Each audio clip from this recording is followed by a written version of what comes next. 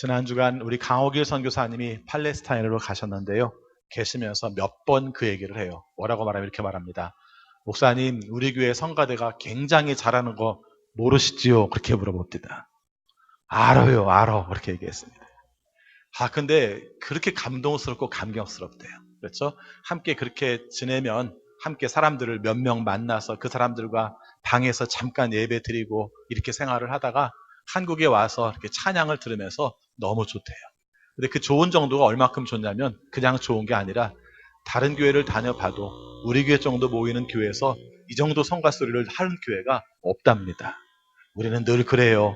외국에서 영화상 타갖고 와야 훌륭한 영화 만들었다고 생각하고 다른 교회에서, 다른 외부에서 오신 분이 잘한다고 하면 우리가 진짜 잘하는구나 이렇게 생각을 합니다. 오늘 제가 마음속에 감동이 찬양을 들으면서 감동이 커서 여러분들에게 이 말씀 드립니다. 우리에게 주어진 모든 것으로 다 누리시고 우리에게 주어진 모든 것으로 다 찬양할 수 있는 여러분 모두가 되시기를 축원합니다. 오늘 우리가 삼위일체 주일을 맞이하고 있습니다. 이 삼위일체라는 말이 되게 어려워요. 왜 어렵냐면은 셋인데 하나라고는 뜻을 쓰고 있습니다. 성경에서 삼위일체라는 단어는 나오지 않는데 분명히 하나님, 예수님, 성령님이 같이 나오는 경우는 많이 나와요. 우리가 다 압니다. 구별이 돼요. 하나님께서는 우리를 천지를 창조하셨고 우리를 구원하시기 위해서 아들까지 주신 그런 분이세요. 예수님은 본체 원래 하나님과 같은 몸이셨지만 육신의 몸을 입고 있고 이 땅에 오셔서 십자가의 죽으심으로 말미암아 우리의 모든 죄의 대가를 지불하신 분이세요. 성령님은 예수 그리스도께서 이 땅에 계시다가 우리가 하나님 나라로 가시면서 그리스도의 영, 진리의 영, 사랑의 영을 우리에게 심어주시려고 보내주신 분이 바로 성령이에요. 근데 이렇게 우리가 함께 우리가 말을 할 때 이 심정적으로는 이해를 합니다. 하나님이나 예수님이나 성령이 다른 분이 아니라 같은 분입니다. 근데 또 말할 때는 하나님, 예수님, 성령님 이게 구별이 잘 안 되니까 그래서 나온 말이 삼위일체입니다. 그래서 원래 세 존재처럼 보이지만 사실은 본성이 하나입니다. 어떤 경우라도 따로 있는 것이 아닙니다라는 그런 말씀으로 우리가 표현할 수 있습니다. 오늘 함께 읽은 로마서 5장 1절부터 5절까지 말씀도요. 이 한 본문 안에 하나님, 예수님, 성령에 관한 내용이 다 나와요. 그래서 오늘 이 말씀을 삼일체 주일에 관계된 말씀으로 함께 읽은 겁니다. 오늘 본문 말씀으로만 하면 하나님은 어떤 분이신가? 우리에게 하나님의 평화를 주신 분이 하나님이십니다. 이렇게 말을 하고 있고요.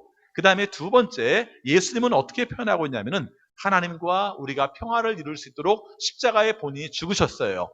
하나님의 평화가 우리에게 올 수 있도록 십자가에 죽으셨어요. 뿐만 아니라 그것으로 끝난 게 아니라 하나님과 우리의 관계 속에 평화를 연결시켜 줄 수 있는 중재자가 되신 분이 예수님입니다. 이렇게 말을 합니다. 그리고 마지막 성령에 관한 이야기를 할 때에는 우리가 하나님의 평화를 누리고 살아가는 가운데 우리의 힘으로 약한 부분이 있지만 하나님께서는 성령을 통해서 하나님의 경험을, 하나님의 사랑을 우리 안에 부어주셔서 우리가 이미 하나님의 평화를 누릴 수 있는 자격을 누리게 하셨는데 그 역할을 성령이 합니다. 이렇게 말씀을 하고 있습니다. 그래서 하나님의 평화라는 이야기를 하나님, 예수님, 성령과 연결시켜서 표현한 말씀이 오늘 말씀입니다. 그래도 좀 어렵게 느껴지죠? 그럼 오늘 말씀을 통해서 우리에게 주시고자 하는 뜻이 어떤 것인지 함께 나누어 보도록 하겠습니다. 영국의 신학자 존 스토트라는 분이 재미있는 얘기를 해요. 로마서는 이상하게 대명사가 바뀌어간다는 겁니다. 그렇죠? 맨 처음에는 나는 이렇게 말한다는 것이죠. 그래서 맨 처음에는 나는 이렇게 시작을 해요. 그래서 내가 어떤 존재인가 사도 바울이 자기 자신의 존재에 대한 이야기를 합니다. 내가 복음을 부끄러워하지 않는다 하는 이야기로 말씀을 시작합니다. 그런데요, 그분이 발견한 내용에 의하면 1장 후반부에 가서 보면은 그들은 이라고 내용이 바뀐다는 겁니다. 나와 그들의 관계는 많이 달라요.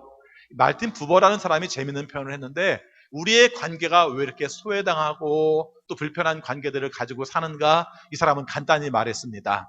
나와 너의 관계로 살아야 되는데 나와 그들, 나와 그녀의 관계로 살기 때문에 우리가 소외감을 느낀다 하는 것이죠. 쉽게 말하면 관계성으로 살아야 되는데 그들의 존재라는 것입니다. 그래서 여기서 말하는 그들은 별로 안 좋은 관계예요. 1장 후반부에 나오는 그들을 말할 때는 그는 하나님을 만날 만한 것이 그들 속에 보임이라 이렇게 표현하면서 하나님이 원하시는 뜻대로 살자는 그들에 관한 이야기를 하고 있습니다. 그러다가 2장으로 가면은 너라고 나옵니다. 부엌 공부하는 것 같죠? 1인칭, 3인칭, 2인칭 이러고 있습니다. 근데 너라고 바뀌는데 이 너라고 말할 때 보면은 이런 말이 나옵니다. 율법을 자랑하는 네가 율법을 범함으로 하나님을 욕되게 한다 이렇게 말씀을 합니다. 그러다가 4장, 5장에 오면서 갑자기 단어가 바뀌어서 1인칭 복수 우리라고 바뀌어지고 있다는 것입니다. 이 존 스토트가 이걸 발견하면서 말하고 싶은 내용이 있습니다. 알고 보면 로마서는 이 인칭의 변화에 따라서 우리들의 신앙의 변화들이 나타나고 있다는 것이죠. 맨 처음은 사도 바울의 고백이고 그 다음에 하나님이 원하시는 뜻대로 살자는 그들에 관한 이야기고 그리고 너라는 존재들마저도 사실은 하나님이 원하시는 율법은 알지만 율법대로 살지 않는 존재들이었는데 갑자기 우리가 돼버렸어요. 무엇 때문에 우리가 되었는가? 로마서 4장에는 이런 말이 나옵니다. 아브라함이 원래 그 자체로 본다면 하나님께 구원받을 만한 존재가 아니었다는 겁니다. 그런데 하나님께서 하나님을 믿기 때문에 그를 의롭게 여기셔서 그를 의로운 존재로 여기셨다는 겁니다. 그러면서 아브라함, 자기들이 믿음의 조상이라고 말하는 아브라함마저도 하나님께서 의롭게 여기셨기 때문에 그는 의로운 자가 된 것처럼 우리들도 하나님 앞에서는 보잘것없는 존재고 죄인의 존재지만 하나님께서 우리를 의롭게 여기심으로 말미암아 우리가 의로운 존재가 되었습니다. 이렇게 말하는 거예요. 그래도 의문이 생기죠. 꼭 우리일 필요가 있을까? 아니 그냥 우리 말고 나를 갖다가 우리라고 표현한 건 아니겠는가? 이렇게 말할 수 있습니다. 그런데요, 우리는 원래 단수나 복수나 같이 써요. 그렇죠? 뭐 우리 그렇게 말하잖아요. 우리 마누라 그러지 않습니까? 이 말의 모순을 잘 못 느끼시는 것 같은데요. 네, 마누라는 한 사람 겁니다.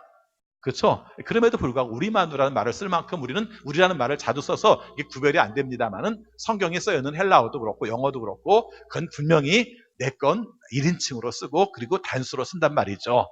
자, 그러면은 우리가 주님으로 말미암아 구원을 받은 우리가 왜 우리라고 쓰는 말을 하게 되었는가 하는 내용을 함께 살피려고 합니다. 여러분, 신앙은 예수 그리스도 안에서 구원을 받을 때 단체로 구원을 받지는 않아요. 그렇죠? 주님을 믿음으로 말미암아 내가 구원을 받는 거예요. 내가 주님을 믿음으로 주님께서 우리를 위해서 죽으신 것을 내가 믿고 주님을 영접하면서 우리는 구원을 받는 게 맞아요. 그래서 구원은 개인적으로 받을지 몰라요. 근데 구원을 받자마자 우리는 함께 편입된 존재들입니다. 어디에 편입되었어요? 주님의 구원을 받은 자녀들의 공동체에 편입된 존재들이에요.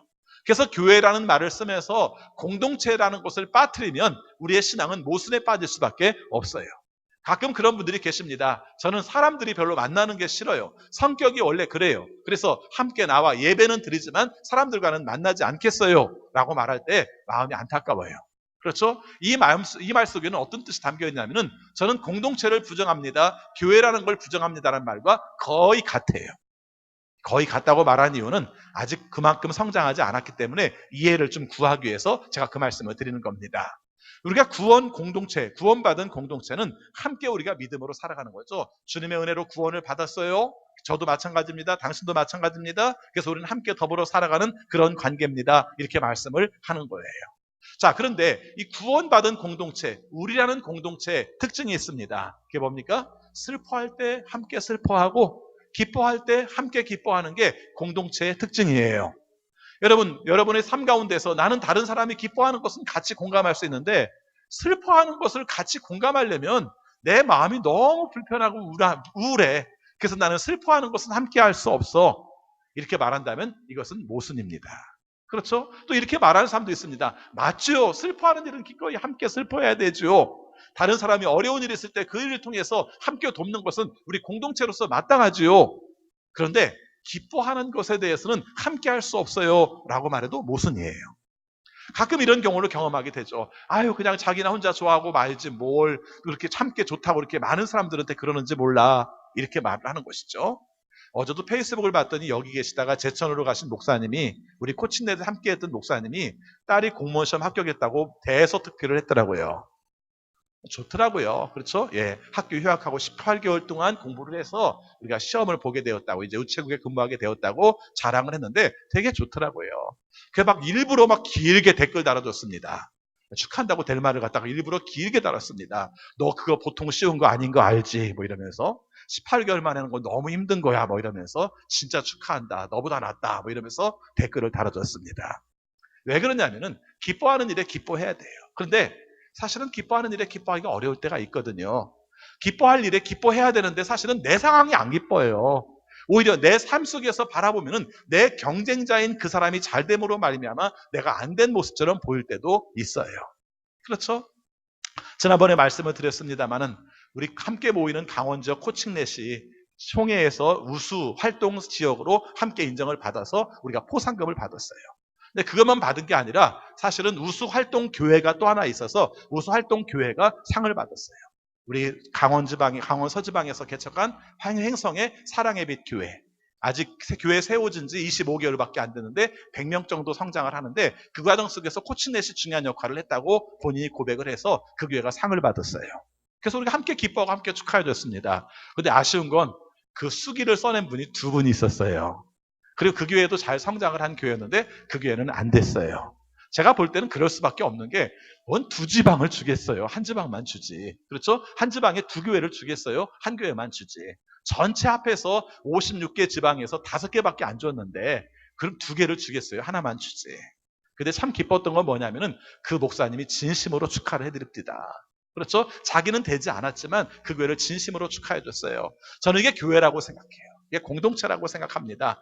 다른 사람이 잘 되면 함께 기뻐하는 것이지 다른 사람이 잘 되면 배 아파하는 것은 아직도 우리의 삶이 그리스도 안에서 완전한 인격을 갖추지 못했다고 말할 수 있습니다. 자, 그런데 왜 이 말씀을 하냐면요. 오늘 말씀이 예수 그리스도를 믿음으로 말미암아 우리에게 나타난 특징을 뭘로 표현했는가? 중요한 단어로 표현했어요. 그게 하나님의 평화라고 말을 하고 있어요. 예수 그리스도를 믿음으로 말미암아 의롭다고 여김을 받은 사람들에게는 하나님의 평화가 그들에게 있습니다. 있을 겁니다도 아니고 노력하라는 것도 아니고 그들에게 있습니다라고 말을 하고 있는 겁니다. 여러분 평화라는 말을 얼마나 우리가 좋아해요. 그렇지 않습니까? 이 평화라는 말을 얼마나 좋아해요. 그래서 전쟁을 할 때도 명분을 붙일 때는 뭘 붙여요? 평화를 위하여 그렇게 붙입니다. 참 우리가 모순된 사회에 살고 있죠. 그래서 어느 나라를 공격하면서 그 나라가 평화를 방해하는 요소가 많기 때문에 그 나라는 박살을 내야 돼. 그래야 평화가 되찾아. 이렇게 말을 합니다. 나중에 보면은 명분은 그런데 정말 박살나 있습니다. 그런 경우가 많아요. 그럼에도 불구하고 우리는 평화에 대한 이야기를 하고 평화에 대한 추구를 하고 특별히 오늘 말씀에서도 그리스도를 믿음 가운데서 얻는 그 평화, 이것이 우리에게 주시는 하나님의 평화라고 말씀을 하고 있습니다. 자, 어려운 얘기 한 김에 한 얘기 더 하죠. 여러분 사도 바울이 살던 시대는 여러분이 아시는 것처럼 다 거의 그 주변의 나라들이 로마의 식민지였어요. 로마의 식민지였는데 이 로마라는 나라가 내세우는 내용 중에 하나가 뭐였냐면은 우리가 어렸을 때 학교 다닐 때 배운 말 중에 하나가 모든 길은 로마로 통한다. 이게 로마 입장에서는 기분 좋은 말이지만 식민지 국가에서는 기분 나쁜 말입니다. 그렇죠? 실제 전법 중에 하나가 로마는 성을 쌓지 않고 싸웠다고 그래요. 그리고 가는 곳마다 길을 만들었다고 얘기를 합니다. 그래서 실제 어느 길을 가든지 로마로 갈 수 있는 길을 만들어서 우리가 전쟁을 이기고 나오고 누구한테 맡기고 그냥 돌아와도 언제든지 관리할 수 있는 길이 있었다고 합니다. 그래서 모든 길은 로마로 통한다 하는 말이 사실은 그게 좋은 말 같으면서도 당하는 입장 속에서는 좀 어려웠던 말이죠. 그 말처럼 또 많이 썼던 말 중에 하나가 팍스 로마라는 말을 썼다고 합니다. 쉽게 말하면 로마의 평화예요. 로마의 평화. 모든 평화는 로마로부터 이루어진다. 이런 말을 한 겁니다. 자, 이 말도 조금 전에 했던 말과 비슷한 말을 가지고 있습니다. 사실 로마의 몽땅 식민지가 되어 있으면 자기들끼리의 지역적 분쟁이 있을까요? 없을까요? 없어요. 다 로마한테 뺏겨버렸는데 무슨 조그만 나라들끼리 자기들끼리 싸울 일이 있겠습니까? 그러니까 평화가 있죠. 그렇죠? 로마의 통치 범위 내에서 작은 나라끼리의 분쟁은 하나도 없습니다. 그러니까 봐라. 야, 우리가 지배해주니까 너희들 분쟁이 없잖아. 이런 평화가 되는 거죠. 자, 팍스 로마라는 말을 쓸 때 재미있는 중요한 두 가지 기준이 있습니다. 하나는 뭐냐면요. 이런 기준입니다. 로마의 황제를 숭배하는 사람들에게 라는 전제가 있어요. 그렇죠? 로마의 황제를 숭배하는 대상들에게 평화를 주겠다는 겁니다. 어떻게 보면은 자기들이 식민지를 통치했기 때문에 있을 수 있는 일이 아니겠습니까? 그러니까 내 범위 안에서 우리 통치를 받는 범위 내에서는 평화를 주겠다. 그러니까 뭐 저항한다든가 덤빈다든가 그러면은 평화 없어? 이런 전제가 깔려 있고요. 또 한 가지 전제가 있습니다. 그건 뭐냐면은 세금을 내는 로마 황제에게 세금을 내는 한 너희들은 늘 평화롭게 해줄 거야. 이렇게 말씀을 하고 있습니다. 자, 어떻게 보면 우리는 그냥 그럴 수 있겠구나. 그렇지. 그 나라 체제를 인정하고 그 나라에 세금을 내야 그 도움을 받아서 평화를 누릴 수 있는 게 마땅하지 않겠어? 그렇게 말할지 모르지만 여기는 몇 가지 함정이 있습니다. 어떤 함정이 있냐면은 여러분이 아시는 것처럼 로마 황제를 숭배할 수 없는 사람들이 있죠. 그렇죠? 로마 황제를 숭배할 수 없는 사람들이 있습니다. 당시 우리가 예수님을 믿기 전에도 유대인들만 해도 로마 황제를 숭배할 수는 없죠. 하나님을 믿는 사람들이기 때문에. 그 다음에 세금에 관한 것도 마찬가지입니다. 그렇지, 세금을 안 내는데 어떻게 혜택을 봐? 이렇게 말할지 모릅니다. 그때 한번 잘 생각해 보세요. 우리 중에도 세금 안 내는 분들이 꽤 있습니다. 그렇죠? 우리 중에도 세금 안 내는 분들이 꽤 있어요. 근데 그분들에게는 땅을 밟고 다니면 안 된다든가 이런 거 있습니까? 여러분, 세금을 안 낸다는 이유 때문에 연세 많으셔도 예방접종을 받으면 안 된다든가 이런 게 있나요? 없어요. 오히려 세금을 못 나기 때문에 때에 따라서는 근로장려금을 주기도 하고요. 때에 따라서는 노령연금을 주기도 하는 게 우리나라 모습이에요. 그렇게 말하면 그 내용의 차이점은 굉장히 많아요. 근데 그 이야기를 로마와 연결시켜서 말하면 로마에서 세금 안 내는 사람이 누구였을까요? 노예들이었습니다. 예, 낼 수가 없죠. 낼 수가 없습니다. 근데 어떻게 됩니까? 그렇기 때문에 그들에게는 평화가 없었다는 것입니다. 제가 왜 이 이야기를 먼저 하냐면요. 사도 바울이 이 편지를 쓸 때 전제를 가지고 있는 게 있습니다. 팍스 로마라는 이야기를 쓰고 있는 우리 마당에 하나님의 평화는 그런 평화와 다릅니다. 이렇게 말을 한 거예요. 그 당시 이미 살고 있는 시대 속에서도 더군다나 로마 교회에 보내는 편지 속에서도 모든 체제가 다 팍스 로마나를 인정하고 있는 로마의 평화를 말하고 있는 시대 속에서 하나님의 평화는 로마의 평화와 달라요. 이렇게 말합니다. 그러면서 우리에게는 차별이 없습니다. 우리는 구별하지 않습니다. 어떤 상황과 황평편 가운데서도 모든 사람들에게 주시는 평화가 하나님의 평화입니다. 이렇게 말을 하는 거예요. 아까 제가 조금 전에 말씀드린 그리스도로 말미암아 구원을 받은 공동체는 하나님이 주신 평화를 가지고 있다라고 말했을 때 이 평화는 어떤 평화인가? 차별하지 않는 평화예요. 구별하지 않는 평화예요. 그래서 우리 공동체가 우리가 모든 사람들이 함께 더불어 살아가는 그런 평화예요. 이것이 얼마나 가치 있는 것인가를 우리가 함께 살피면서 살아가야 합니다. 여러분 생각해 보시기 바랍니다. 예수님은요, 어떻게 보면은 참 좀 편하게 살 수 있는 길들을 편하게 안 사신 분 같아요. 그렇죠? 여러분, 예수님의 별명 중에 이런 별명이 있습니다. 세리와 창기들의 친구다. 이런 별명이 있어요. 우리는 너무 오랫동안 들었기 때문에 소외당한 자와 또 연약한 자들과 함께 하시는 예수님, 이렇게 우리가 정의를 내립니다만은 그 당시 기득권자들이 바라볼 때는 못마땅한 존재예요. 그렇죠? 여러분 생각해 보시기 바랍니다. 거렁뱅이들의 친구, 노숙자들의 친구, 이런 말과는 좀 차원이 다른 말이 세리와 창기들의 친구예요. 그렇죠? 여러분 아시는 것처럼 세리는 그 당시에 가난한 사람들은 아닙니다. 돈 많아요.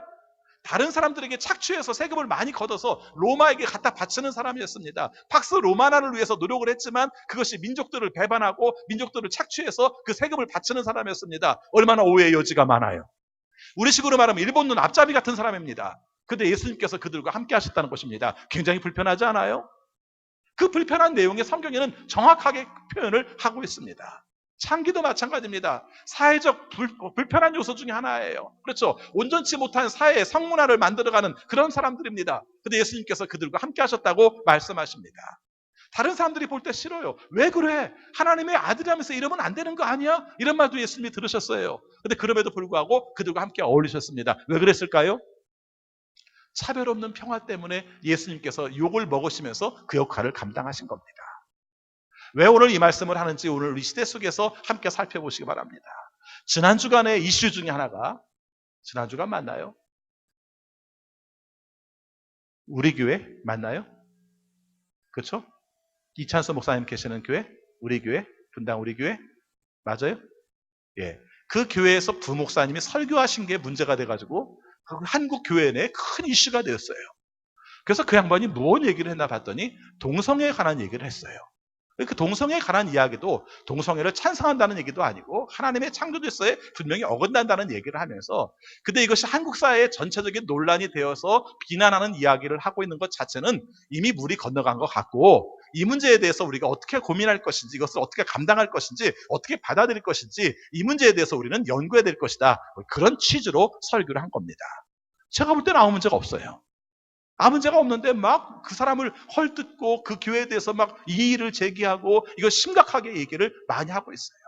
그럼 내용이 뭐냐면 간단합니다. 한마디로 말하면 동성애를 반대해서 동성애가 없어지는 세상을 만들어야 되는데 그런 빌미, 동정심 같은 그런 빌미, 그래서 교회가 수용한다는 의견을 남기게 되면 결국 동성애는 교회를 들어와서 교회를 다 동성애로 물들지 모른다. 이런 논리로 말미암아 그 사람에 대해서 비판하고 있는 겁니다. 근데 제가 이 논쟁을 잘 안 꺼내요.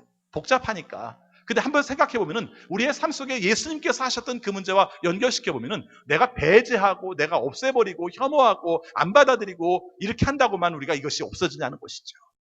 반대로 이것을 품고 그리스도의 사랑이 무엇인지를 알고 하나님의 창조 질서가 무엇인지 알고 그래서 하나님께서 원하시는 뜻으로 살아갈 수 있는 길들을 마련해야 될 길들을 아예 차단해버리면 그게 없어지냐는 겁니다. 오늘 그리스도의 평화를 말할 때 이 부분은 굉장히 우리에게 중요한 부분입니다. 제가 오히려 강한 이슈를 먼저 말씀을 드렸습니다만은 사실은 우리가 가지고 있는 평화의 내용 중에서 우리가 안 받아들이고 있는 내용들이 의외로 많아요. 그렇죠? 요즘은 많이 좋아졌습니다만은 우리는 어렸을 때부터 백이민족, 순수한 혈통, 단일민족 이걸 강조하다 보니까 외국인에 의한 배타성이 굉장히 강해요. 근데 크리스찬들도 마찬가지예요. 여러분 솔직히 말씀드리면 유대인들이 바라보는 우리는 다 이방인이에요. 아닙니까? 근데 그리스도로 말미암아 우리 모두가 다 하나님 앞에서 구원받고 선택된 백성입니다.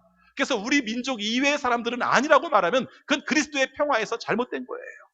다행히도 어떤 뜻이 있었는지 모르지만 하나님의 계획과 섭리 속에서 우리가 지금 외국인과 결혼하는 퍼센테이지가 굉장히 많아지고 있어요. 제가 듣기로는 최근 정보는 아닙니다만은 더 많아졌을 거라고 생각합니다만은 결혼하는 사람들의 약 15% 정도가 이제 외국인과 결혼을 하고 있어요. 맞죠? 예. 그러는 과정 속에서 이제는 외국인에 대해서 그렇게 말할 수도 없고 우리가 함께 수용하면서 함께 이제 우리나라의 국민으로 사는 겁니다. 우리 핏줄을 가져야 우리 국민이라는 생각 자체가 버려져야 맞죠. 더군다나 크리스찬이라면. 성경에서 말하는 수없이 나오는 우리는 유대인도 아닙니다. 그 다음에 스구디아인도 아닙니다. 헬라인도 아닙니다. 이렇게 말하는 내용이 뭔 줄 아세요? 바로 그거예요. 우리는 차별이 없습니다. 그리스도를 믿음으로 말미암아 우리는 다 그리스도 안에서 하나님의 자녀입니다. 이렇게 말하는 거예요. 이게 바로 우리의 삶 속에서 살아가는 그리스도의 평화를 이루는 방법이라는 것입니다. 이 부분을 빼놓고 평화를 이루려면 평화가 안 생겨요. 그렇죠? 주님이 원하시는 평화를 이룰 때는 이 부분들을 하나님께서 원하시는 것들을 다 받아들이면서 평화가 이루어져야 됩니다.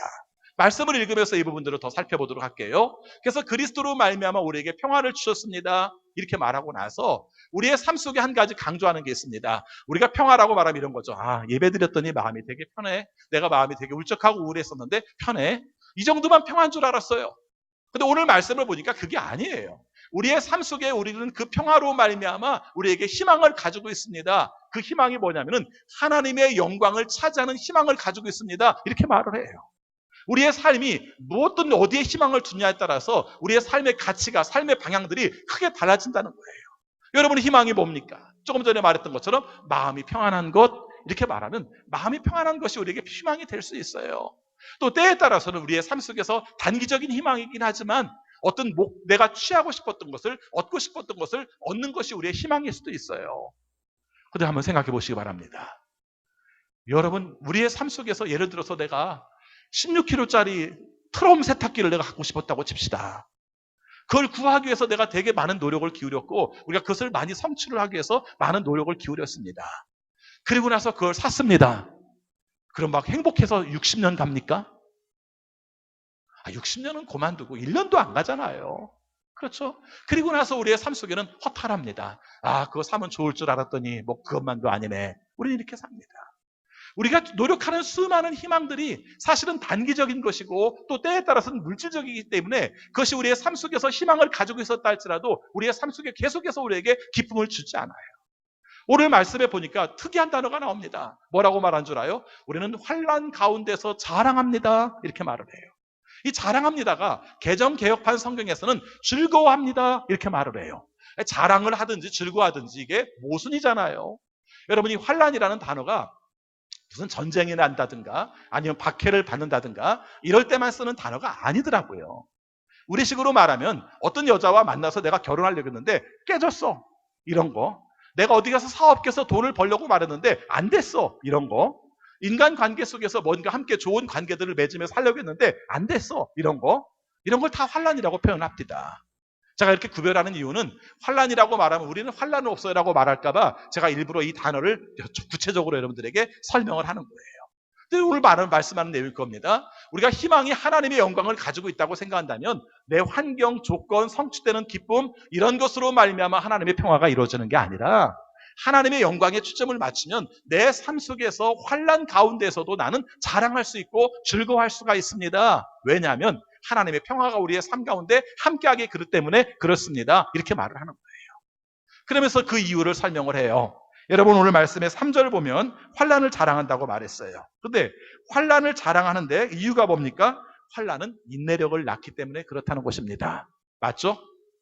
맞죠? 어려운 일도 없는데 어떻게 인내를 합니까?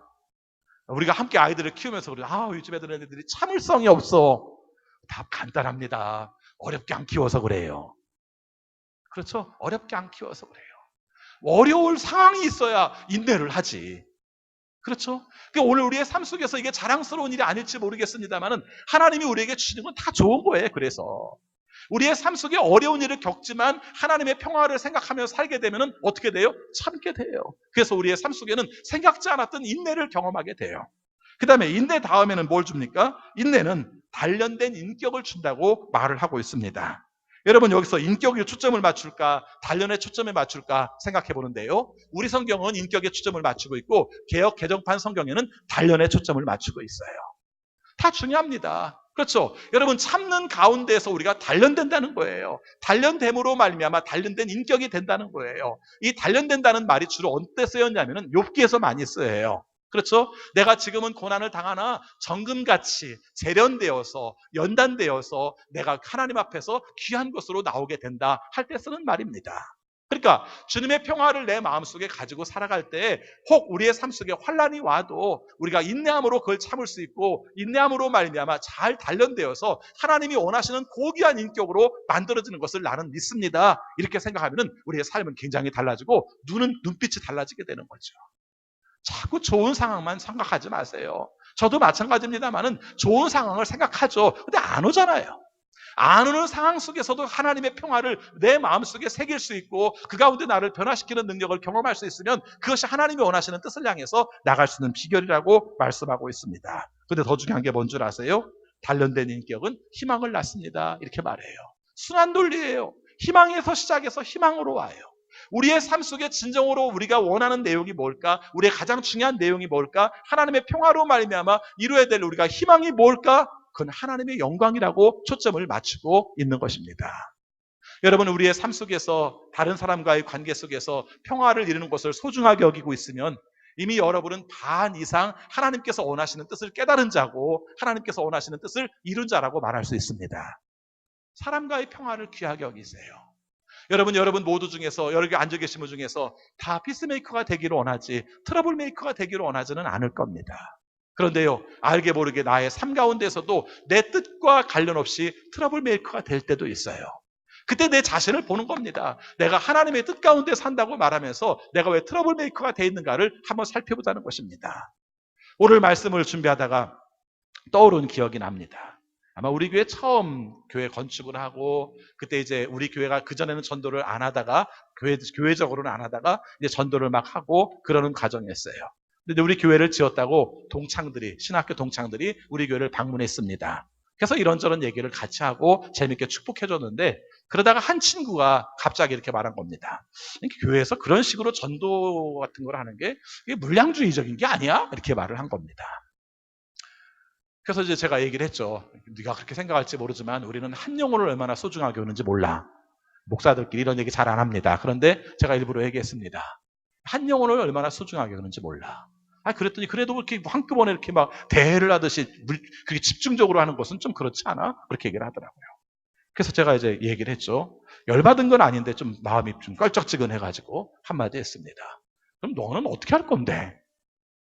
그렇게 얘기가 나간 겁니다. 이제 거기서부터 이제 삐뚤어지기 시작한 거죠. 너는 어떻게 할 건데? 그렇게 얘기를 한 겁니다. 그랬더니 그런 게 아니라 성경적으로 보면 그래 성경적으로 보면은 전도를 하는 게 옳으냐 안 하는 게 옳으냐 이렇게 이제 논쟁이 벌어진 겁니다. 벌어지다가 이제 내가 한 말이 이제 그 친구한테 좀 부딪힘이 됐던 것 같아요. 야, 그래도 교회가 변화되는 과정 속에서 이런 과정 없이 어떻게 교회가 성장하고 이런 과정 없이 어떻게 교회가 하나님의 뜻을 따라 사명을 감당할 수 있냐? 거기까지 얘기했습니다. 화도 안 냈어요. 부드럽게 얘기했습니다. 지금 말한 것보다 더 부드럽게 얘기했습니다. 한 110kg쯤 나가는 등치 가진 이 친구가 눈물을 주르르 흘리는 겁니다. 이거 정말 당황스럽더라고요. 그렇죠? 하루 이틀 만난 것도 아니고 20살 때부터 만나가지고 지금까지 만난 친구인데 이런 모습을 제가 본 적이 한 번도 없어요. 근데 갑자기 눈물을 주르르 흘리는 겁니다. 그러면서 갑자기 그런 겁니다. 그래, 나는 뭐 교회도 성장도 안 되고 이렇게 나가는 거예요.